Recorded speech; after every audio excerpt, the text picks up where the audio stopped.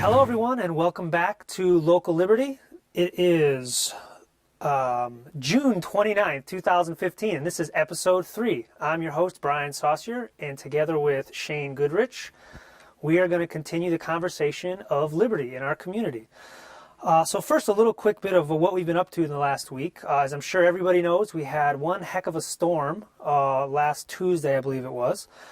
And out on our farm, in the span of maybe 15 seconds, we had 3 pretty sizable trees fall down very close to our house.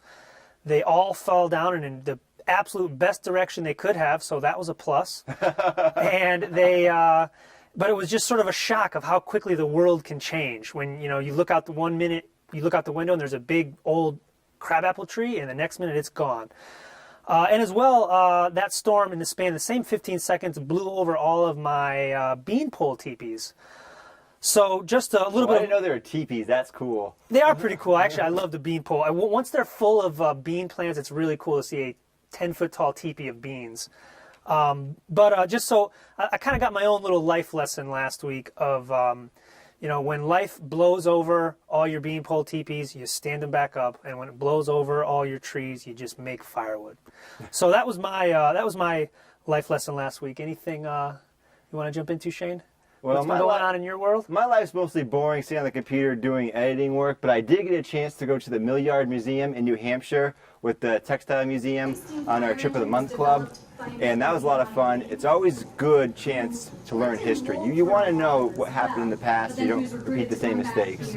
So the Trip of the Month Club is at the Textile Museum here in town. They're really good because you learn what's happened in the past. You learn about the Industrial Revolution. You learn about many things. And there's also a lot of good conversation had because I had people that were interested in the world, but some of them weren't so interested in politics per se, that they watched the news, but they didn't really understand the issues. And that's something here in Local Liberty we want to get a little more deep into, because when you get off the mainstream media sites, they're just going to give you the bare bones. They're not going to delve into the issues. That's what we're going to try to do here. We're going to give you a little deeper insight into the news. We are going to try to be all about the issues. Indeed. All right, thanks, Shane. So first thing we'll talk about is some very recent news. Shane just learned about right before we came over to the studio. You want to talk about some police action? Yeah. So I found out on the local NBC affiliate covering Connecticut that the police have announced that they've arrested 23 men and women for various drug-related charges. They had the police Corporal Stanley Pizzario. He said in a press conference that this sends a clear and concise message to those who sell narcotics in this city that it will not be tolerated. Here's the problem with this. And they also took over $5,000 in cash. They had cocaine, heroin. 3 cars were seized. But the issue I have here is this black market. There is problems with this black market. A lot of these people, they had long criminal records and probably some violence, some other crimes that were real crimes. But all the issues related with drug use, many of them would dry up if we just legalize the market. There is a market. There always has been a market. When we had Prohibition, did people stop drinking alcohol? Of course not. They wanted to drink alcohol, but then the criminal gangs took over. We had drive-by shootings. We had people dying of bathtub gin. You don't want this. This is what happens when you legalize drugs. You get people buying unknown quantities of drugs. They get buying tainted drugs. You get people that have no incentive to maintain any kind of real relationship like a real business person would. I was talking with Brian on the ride up here. If I go to a package store and buy from them, I can be assured of what I'm selling. If you buy some from a guy in the street in a black market, this is a much more dangerous proposition. So by perpetuating this, you're really just perpetuating a lot of bad things that's going to hurt a lot of people, far more than will ever be helped by this insane drug war, which doesn't stop people from using drugs. It never did, and never will. Please, let's just give this up. Come on. Yep, and I'll add one final thought to, again, you do not have to be interested in drug use of any kind, but what you should do, it's in your best interest to recognize the amount of freedom that we all lose when it is a crime to sell something to somebody, it's a crime to possess certain random inanimate objects, and it's a crime to ingest them. Now, you alluded to the fact that there's real crime that takes place when people are under the influence of drugs. That absolutely happens, but that's such a different story than just the concept of the specific war on drugs. And it's exacerbated by the war on drugs, because by making drugs more costly, more difficult to acquire, these people that have these addiction problems, which of course we don't want people to be addicted to drugs. That addiction is a whole range of problems, but it exacerbates those problems. It makes those problems worse. So those people that say, if you're an alcoholic, you can much more easily support your habit because there's a store you can go to. It's cheap. You know what you're getting. We might not like the fact that you have this problem, but it's healthier. It's harm reduction. It's better for society, and the people are going to pursue it anyway. We might as well have them pursue it in a safer way. It's a lose-lose situation, ultimately. Indeed. All right, so you want to dive into our main topic for today? Indeed. All right. So something that, again, we're trying to, we want to be on top of current events. We want to talk to things that are relevant to people. We don't want to chase the news cycle. That's definitely not what we're all about. But discussing current events is something that is hopefully going to keep this show interesting and relevant to everyone. So lots of action last week, but one thing that we're going to discuss today in depth, and that is the Supreme Court of the United States, abbreviated as the SCOTUS. They issued a decision about gay marriage.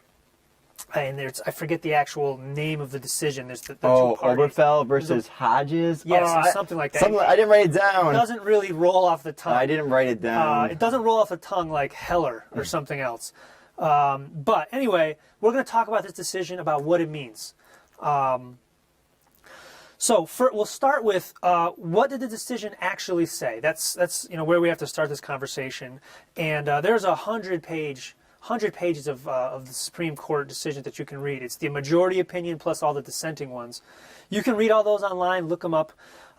There's one paragraph that is held, and the part that's held from a decision, that's the part that's actionable. That's the part that becomes case law, that has meaning to all of us, basically, or in terms of legality. So what did this decision hold? And I'll quote. The 14th Amendment requires a state to license a marriage between two people of the same sex and to recognize a marriage between two people of the same sex when their marriage was lawfully licensed and performed out of state. That basically says that states cannot deny a license to someone because they're a same-sex couple. And they have to recognize any other state that issued the license.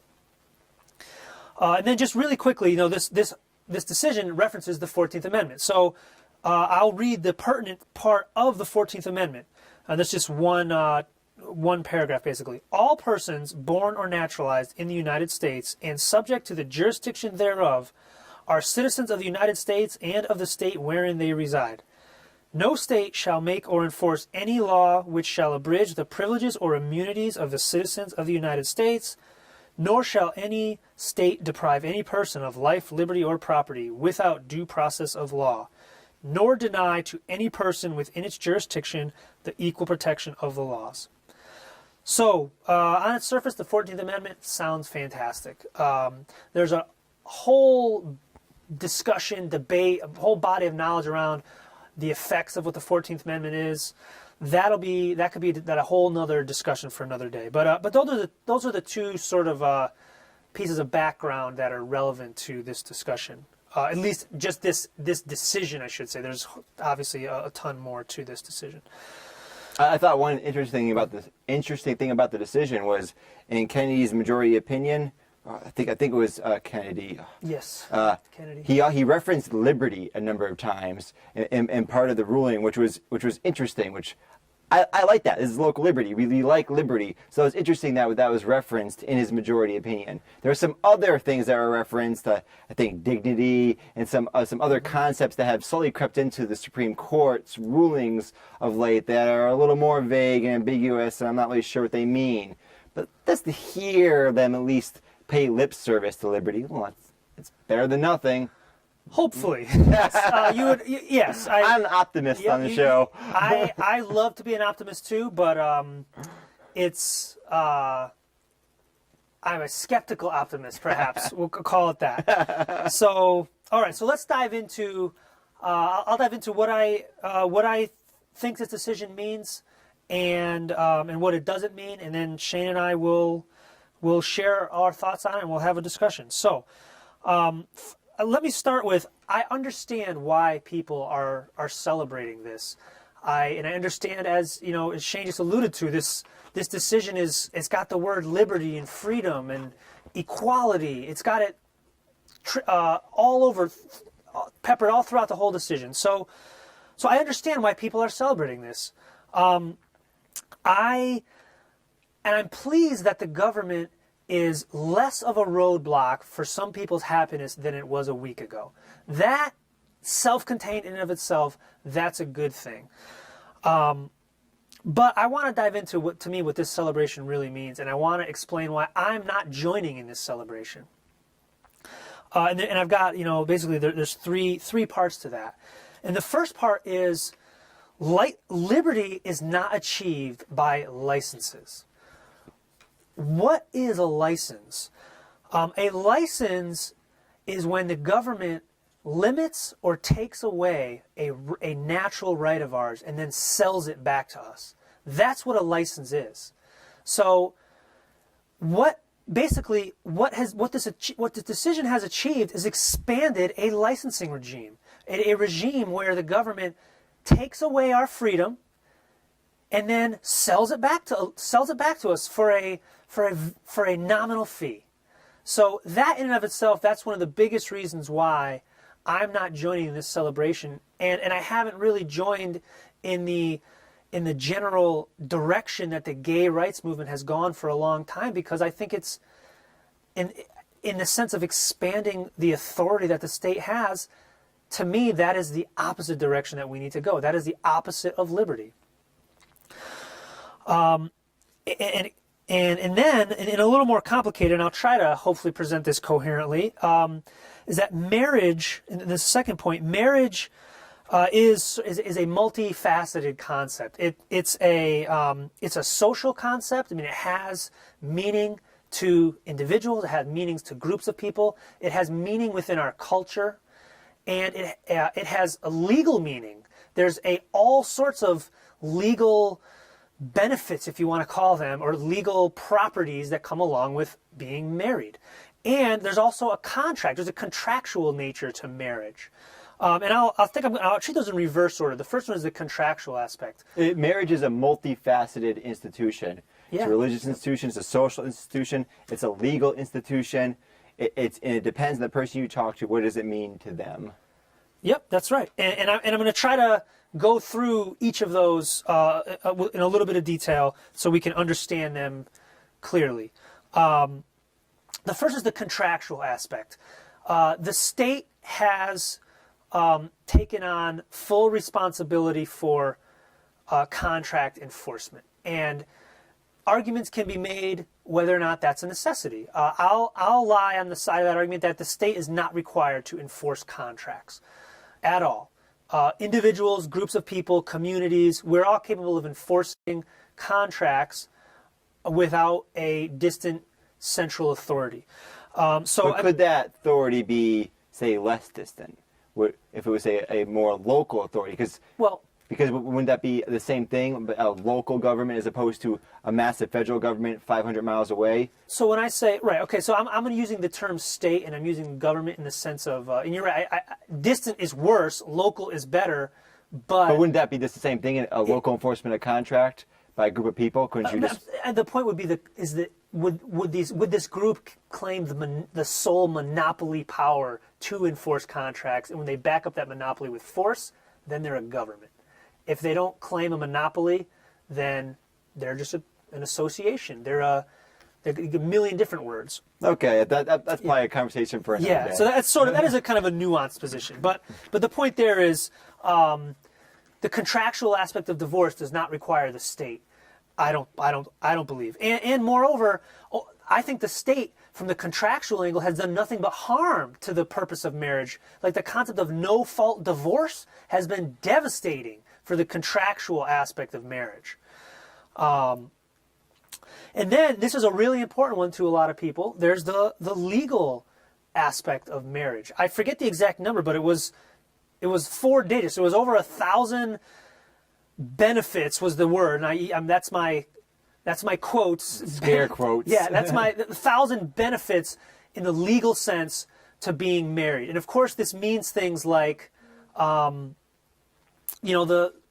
one that everybody knows is the filing jointly, filing your taxes, or establishing paternity, or wills, and there's a whole bunch of stuff. And those things are real. Those I think those are. I'm not saying that those don't exist, and I'm not saying that any group of people should be excluded from getting those. I'm just listing out what I'm trying to draw this picture of the multifaceted nature of marriage. I heard somebody from Cato the other day making an argument that some libertarians say marriage is a useful institution as a way to signify certain rights, like say death rights. If I die and we don't have this contract in place, then how they know to give this person my money? Mm-hmm. So it's useful. Yeah. It has a useful angle to it, regardless of some other social concepts or religious concepts that are often attached to it, which are of a more personal matter. Yep. Right. Yep. So and then right. So I'm saying all those legal benefits, those are legit. Those count. Those mean something to people. They're tangible. People want them and they should get them. And you could argue they're necessary because personally, I mean, I'll go into this a little later. I'm not really a big fan of the institution of marriage, as in the government saying, "Oh, we now sanction your relationship." That's kind of a bizarre concept for me personally. Yep. But having this transfer of rights, or this easy way to say sign up to be put into some sort of contractual relationship with rights with somebody else, that makes sense to me. I understand that aspect. Absolutely. Yep. So do I. So the third facet of marriage, and I'm going to treat these together, is the social and cultural aspect. And now, what does that mean, the social aspect? I think in that sense, marriage is about recognition. It's about how other people view a married couple. You're viewed as a unit. You're viewed as a family unit. Whether or not you have children, there's a whole list of things that a married couple receive as properties in a social environment. And that varies by culture, because in our culture, really, the family is only viewed as the father, the mother, and the immediate children. Some other cultures, maybe more the extended family is considered part of the core family unit. So this varies culturally, and it varies over time. Mm-hmm. And it also, but it's a point is, like, when somebody's married, the community at large, it changes how they view both of those people. Right. And exactly. that change is what people. That's one of the driving forces, I think, behind the entire gay marriage movement is people want to also receive be a part of that change that a married couple receives. But this is the important part of I say that the cultural aspect is about marriage. I'm sorry, the cultural aspect of marriage is about recognition. But what is recognition? And this is a really important part that we're going to expand on later. Recognition is something that a third party or another person grants or withholds according to that other person's values and their beliefs and their upbringing or whatever. That other person, their values in them decide whether or not they're going to grant you the recognition. So that's where this gets tangled up. And all three of these things I've listed, the contractual aspect, the legal aspect, and the social aspect, are all gigantically tangled up. And what does this court decision do? One, this is on its face, it widens the it widens the scope of who will receive the social benefits. I'm sorry, no, who will receive the legal benefits of marriage. That's what this court decision does. Now, the other part that this is my opinion, what I think this court decision does is it will lead to, in short order, the extension of what has already been underway for some time, which is the coercive push of the social aspect of marriage, where the folks that are not receiving recognition that they're after, that they're going to coercively force that recognition on other people. And I'll get into why I think that's the case more. And then what this all results in at the end of the day, and this is the part where I think this is just bad news for us all, is, again, back to what I was saying about the concept of licensing. The government is essentially buying tons of people with our own freedom.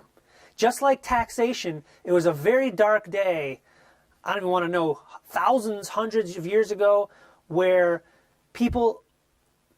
it dawned on them that they could take people's money from them and then give it back to them and essentially bribe them or buy them with their own money. To me, this gay marriage decision, for all the proponents, this is buying them with their own freedom through the licensing structure. And this is another example of the classic. I really got to look up who coined this phrase because I love it. It said, government is the institution that breaks both your legs, then when you're laying down on the ground, reaches into your wallet, grabs some money, buys you a pair of crutches with your own money, and then says, hey, you better thank me for being here. If it wasn't for us, you wouldn't be able to walk. That's what this decision feels like to me. This is a freedom that a natural freedom of association that anybody should have, has been taken, and then it's given back to us in pieces, and we're supposed to be grateful for it. And we've seen this before with the Jim Crow in the South and the Civil Rights Act. The government is fixing a wrong that it played a big part in creating in the first place.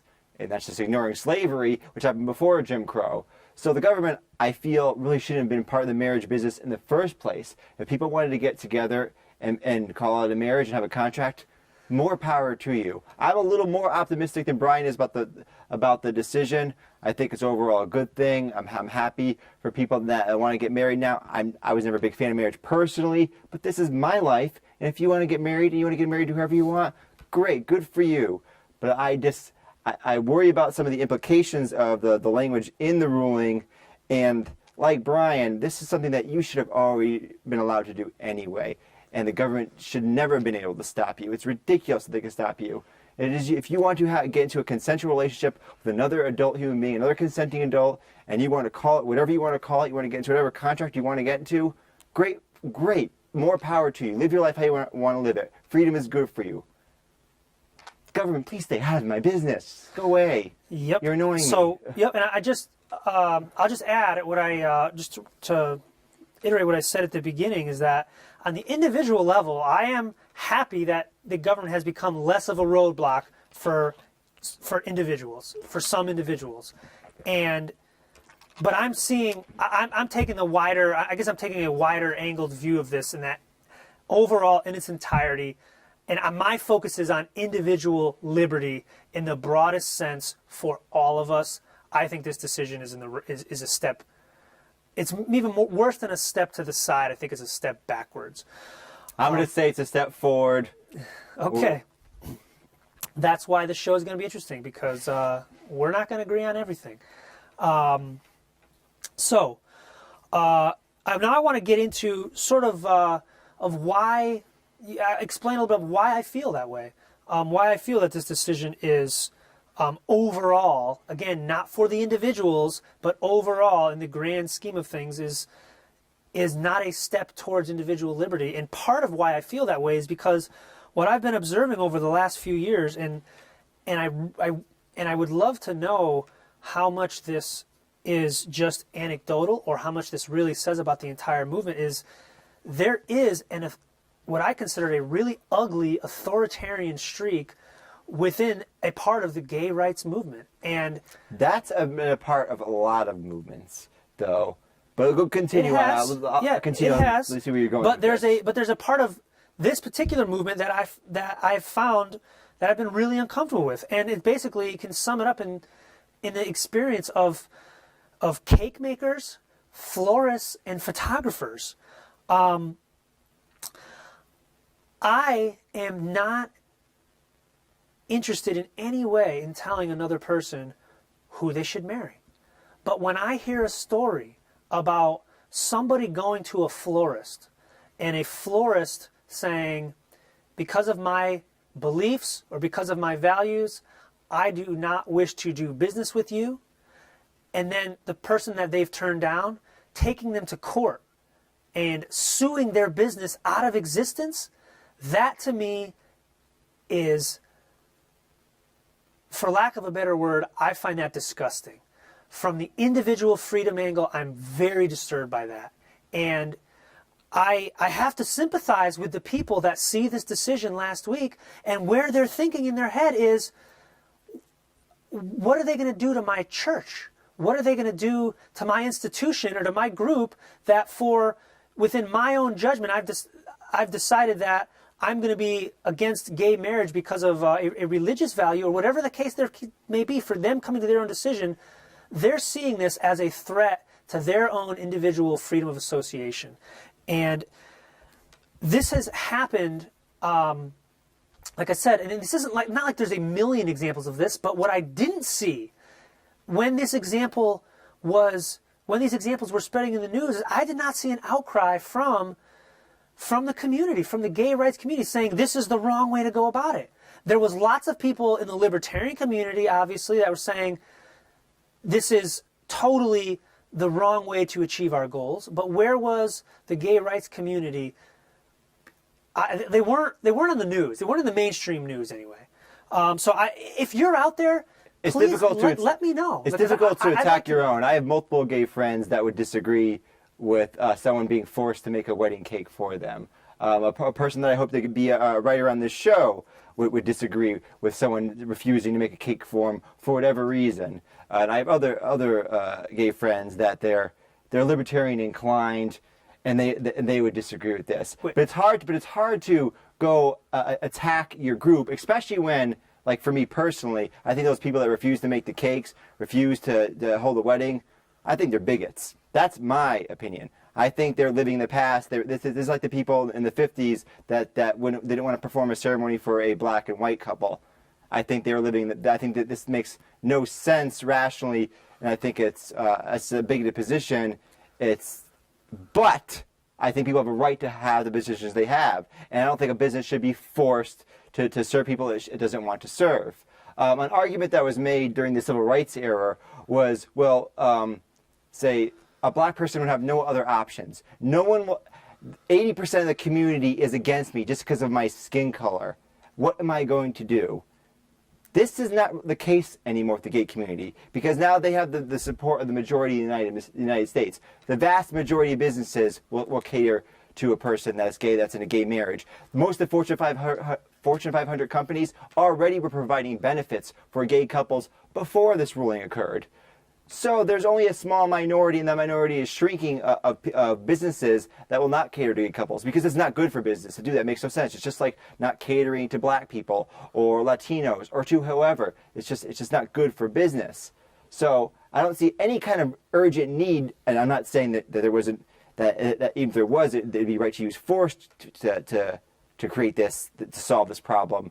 But I don't think that we should worry about those handful of people that don't want to make the wedding cake. I don't want to see the government get in and force them. And you're right, this ruling leaves the door open for that to happen. It leaves the door open for the priest who's performing weddings to say, well, either I just don't perform any weddings, or I have to perform weddings for a gay couple that I don't want to perform, which they shouldn't have to do that. One thing I find a little confusing, though, and I've talked to some gay friends of mine, is like, they tell me, I wouldn't want to go to that shop that doesn't serve me cake. I don't want to go to that. Why would I want to be there? That's a fantastic question. That's one of my questions as well. Is why on earth would you want somebody to bake you a cake who doesn't want to bake you a cake? I think you're living in sin.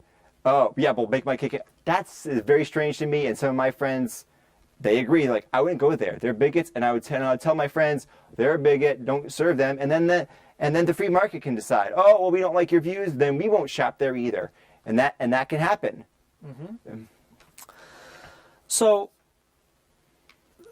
that's one angle of why why there's a lot of people that are uncomfortable with this decision, not because they're particularly concerned with who's marrying who, but because they view this as an opening to further extend the coercive means of changing their opinions rather than the persuasive means. That's the same, but what you just said there is, like, to me, is the opposite of you saying, oh, there's no one from the gay community coming to support the rights of the store owner. Well, everyone, all these people that are against gay marriage, they cite these aspects of, oh, well, the priest has to be forced to support the person to marry. Well, the guy has to be forced to make the cake. Well, but I don't hear this outcry going, all right, you can get married, fine, get married, that's cool, but just don't force us to do our thing. I don't see that separation. I always see the issues tied together on both sides. It's very polarized, and neither side I see understanding the freedom angle. Both sides want a kind of tyranny. They want their authoritarian control over the society they want, that's a problem. I see that on both sides. You're absolutely right about that, and that's. I want people to be free to make decisions for themselves. And that is what we're going to get to. Next section is and you can probably guess what the solutions are going to be, and that's what I mentioned before. I think the gay rights movement has had it backwards all along. Instead of expanding the authority of government to decide how individuals live their lives, they should have been focused on reducing it. And anybody on the conservative or right-wing side that was honest about it, they would have said, yes, I don't want the government in this either, and I'll leave it up to the free market in religion, the free market in whatever else, to decide where is our society, where is our culture going to land on this issue. But this is what happens when it can land, and it will land in the state of we don't all have to have the same view. That would be insane if we did. But this is what happens when government's controlling so many aspects of our lives. It turns into this highly polarized issue where both sides, they can't concede any ground, because if they concede any ground, they might lose in the court of law, and then their rights are suppressed. And why does the government love polarizing issues? Because one of the best weapons to keep a populace under your thumb is divide and conquer. And when you have people totally up in arms about an issue like gay marriage, who's going to know what's going on with global trade agreements? Who's going to know what the Federal Reserve is up to? Because we are going to be divided on issues that will, for a very long time, keep us divided. And that's deliberate. So how do we untangle all of this? The answers are, you probably can guess them. Get rid of marriage licensing. Why on earth should a distant authority, or even a local authority, why should anybody but the voluntary society that we live in decide what marriage is? And what about all the legal benefits? Get rid of those too. Untangle this massive knot of a very long-term, important tradition and part of our society. Why is it tangled up with something with something as manipulative as the state? We get the benefit angle. Really, it just pisses me off.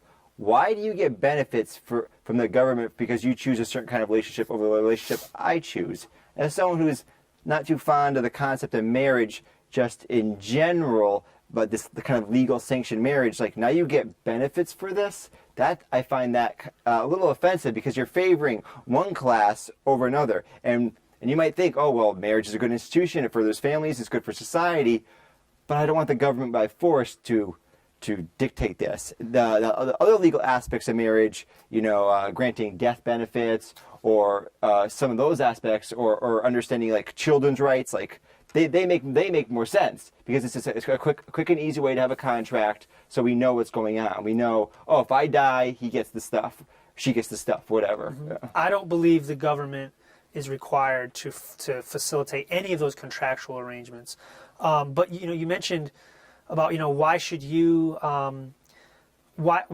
single couples? I mean, why should single people or non-married people receive a different set of government treatment? That's a great question. Why should they? Why should somebody with 4 kids receive different treatment from the government and the tax code than someone with 0 kids? And the bottom line, this is what democracy is. This is what majority rule is an endless warfare amongst people to extract benefits from each other. And this will never end until we take the direction of disentangling ourselves from the concept of we can all live one way or another off of each other's resources or taking away from each other. So that is that's. So you hold that the government, there should be no legal aspect to marriage whatsoever. Even this basic transfer of rights, no, that government should not even be involved in that. It's just a simple contract I can create between two people that's recognized by a body. Yeah, I mean, like I said, at the beginning of the, not the beginning, at the end of that Essentials of Liberty series, when we talked about what is the state, the only thing that I say it is impossible for anybody else to do besides government is war. That's the only thing in my mind that the government has a true monopoly on. Because it's one thing to say that a government should do something. It's one thing to say a government can do something. It's a whole other thing to say a government must do something. And then it's an entirely other different thing to say that the government is the only entity that can do this one thing. So, yeah, contracts in any form, I'm confident can be enforced without the coercive monopoly that is the state. And do I have all the answers of exactly how that would play out? Of course not. No one person will. That's the point of a socially defined solution, is not one person defining the solution.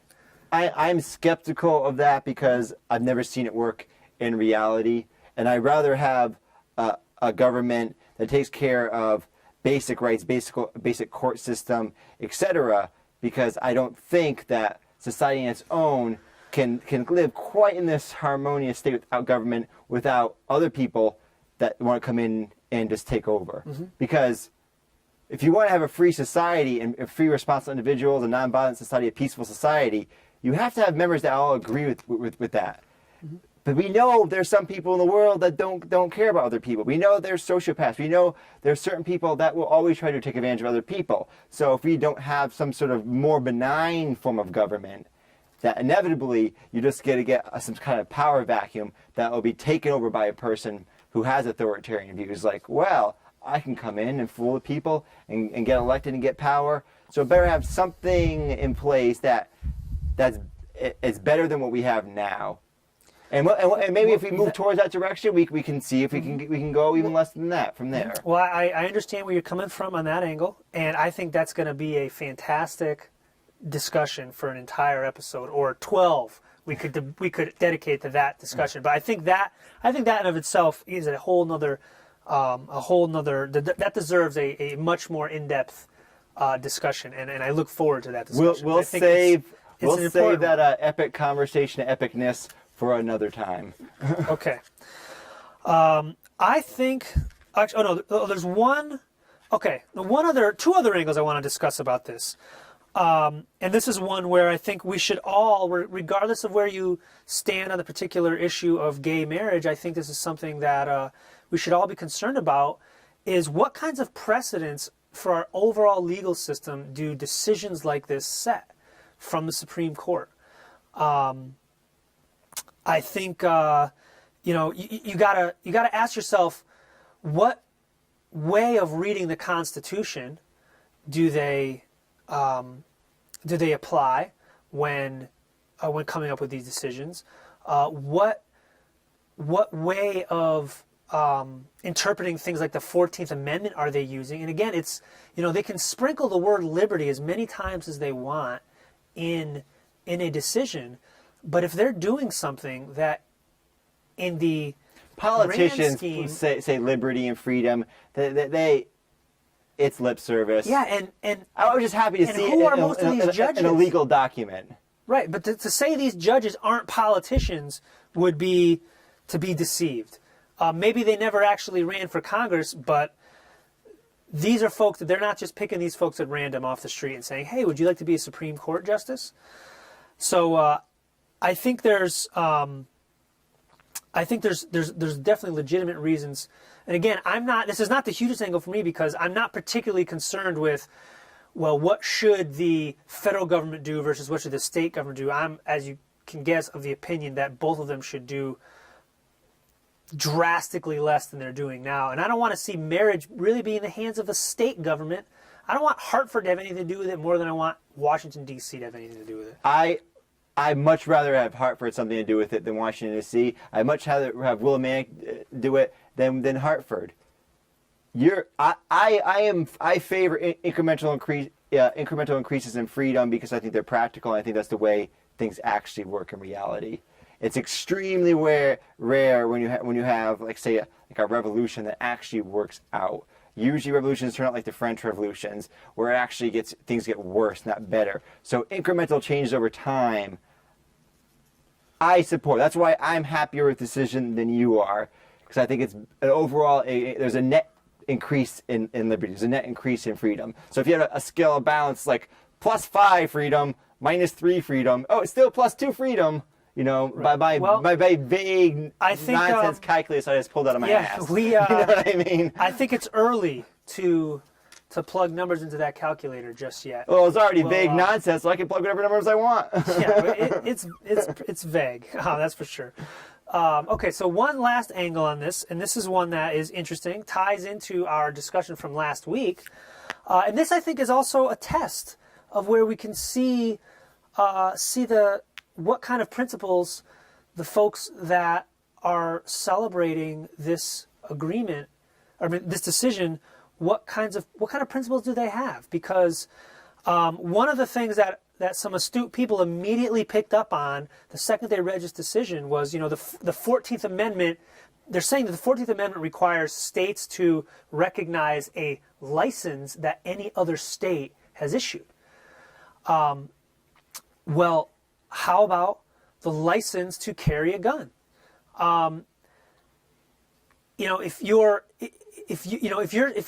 jumping up and down celebrating because they recognize driver's license, right? They do, and so now they recognize marriage license. So this does follow naturally, right? Why wouldn't they recognize a carry permit or license to carry a gun or to purchase a gun? And this is stuff like, go to New Jersey and try to get a carry permit. It's impossible. And it's scary if you get caught with a gun in New Jersey. Bad things could happen. Right. So, and this to me I see this as, to see where this discussion goes around how this plays into the angle of carry permits. This is where you can get a sense of what really the principles of this whole movement are. If this movement is really about individual freedom, then the people that are behind this movement wholeheartedly should also be behind why can't somebody who chooses to defend themselves with a gun carry that gun in any state? Well, I think you conflated two things here, because the people that are for gay marriage, they might not necessarily agree with the court's opinion and how they came to agree with them. So the court's reasonings for upholding gay marriage as a right might be different than their reasonings for wanting to grant gay marriage. Why they think gay marriage is legitimate. So so they might not be the same thing. They might not go by this license agreement. They might have other reasoning. What I'd be interested in seeing, though, is the court, the legal system. Will they use this same reasoning? Because this is now case law. This is now this is now an historical case law. This is a precedent being set about licenses. if there's a gun license case, will they follow the same logic? Because it would be on them to follow that logic. It wouldn't be on necessarily the gay rights supporters to follow the logic that the Supreme Court used. But there's a different logic they should follow, because a lot of them use the rhetoric of freedom and free choice. It would be interesting to know. There's a group, I think they're called the Pink Pistols. Yes. Yes. Okay. So something like that. Yeah, something like that. So they're gay people. Well, I'm not sure if you have to be gay to be in it, but they support gay rights and they support gun rights. Yeah. Right. So that would be and I'm sure if you talk to them, I bet you a lot of them are probably libertarians. They probably say, oh yeah, well it's freedom. So they'd be consistent. So if you talk to maybe some of these people in the gay rights movement that say, oh, well, I'm for people to be able to live their lives how they want to live it, as long as they're not hurting other people, because you heard a lot of that rhetoric. So, well, will they apply this to other situations? Would they apply this to the drug war? Would they apply this to gun rights? Would they apply this to the guy that had the raisin farm and he doesn't want the government taking his raisins because I have the right to grow my raisins? I mean, would they apply this same reasoning to other cases? And I'm guessing many of them wouldn't, because people often apply different reasoning to different cases and different scenarios, and it's often contradictory, and they don't really see the logical inconsistency in their own viewpoint. That's what this show is hopefully doing some small part to address, is to get some of the logical inconsistencies out of the discussions around individual freedom, because it really is a very simple conversation. It comes down to the points we've been discussing from day. I don't think it's so simple. I've been studying this for years. No, I think it's more complex maybe, because then you're heavily involved in this movement. You're reading, you're researching, but compared to the average person, like the people I talk to on an everyday basis, even intelligent, informed people generally, these concepts they're just not familiar with. They're kind of confusing. The learning to apply this certain reasoning properly in different situations can be difficult to understand. Somebody's familiarity or lack thereof doesn't change a concept. Like the concept of aggression is not changed by how somebody understands it. Aggression is aggression. And I'm saying that concept is very simple. Oh, but I'm saying I wouldn't trust a person to make well-informed decisions if they don't understand the subject well.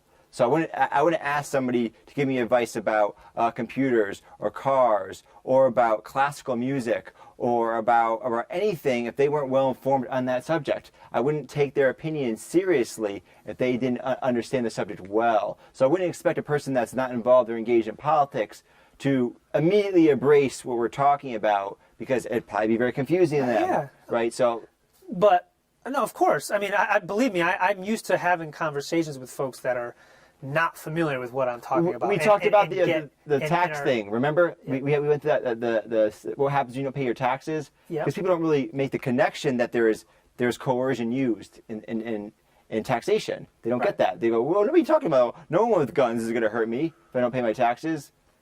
They don't follow the logic. Right. What will eventually happen? Well, that's what that's what this show is about, is exposing folks to a perspective that they may not have been exposed to before. Or I like to think of it as re-exposing them to a perspective that they were taught as little kids, and getting them to apply that consistently. Consistency is a good thing. But people do have different worldviews, so their view might not start where we start at. But again, but there's common denominators. Right. The small group of people that don't care about other people. I often refer to sociopaths, because there is a small number of people in society that genetically they don't feel empathy for others. They just don't. When they see someone being punched in the face, it doesn't bother them. Like if I see someone on the street being beaten to death, or people being tortured, like I don't want to see that. I don't want to see other people unhappy. When I saw some of the people at the gay rights rally in front of SCOTUS right after the decision, they were so happy. They were crying.